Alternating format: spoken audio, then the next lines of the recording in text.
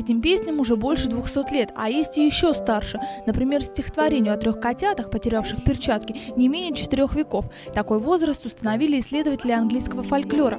На этих стишках выросло не одно поколение жителей Туманного Альбиона, а вот русским они стали доступны сравнительно недавно, благодаря Самуилу Маршаку, который начал переводить в начале 20 века детскую литературу с английского. «Дом, который построил Джек» – первая книжка Маршака для самых маленьких. С этой историей пермских ребятишек знакомит комната сказок, что в Доме народного творчества.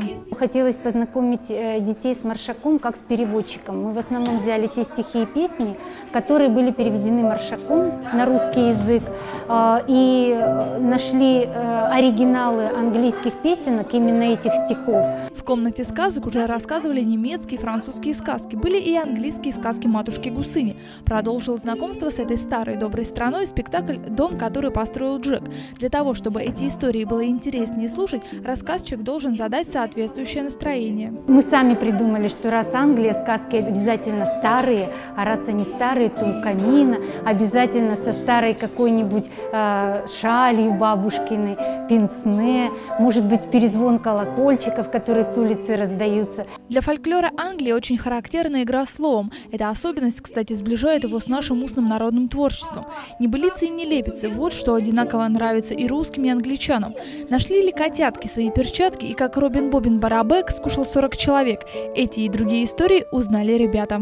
Это старый пес без хвоста, который за шиворот треплет кота. В английской сказке вместо принцесс и королей – гномы, великаны, которые постоянно сталкиваются с житейскими трудностями. Тимофею Полякову, например, в комнате сказок довелось побывать в роли главного персонажа Джека, который построил дом, и пройти через некоторые сложности. Прятаться, например, от великанов – хорошая роль.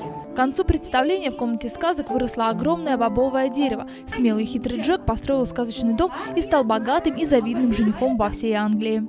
Карина Бурьян, Александр Хробостов, Вести Пермь.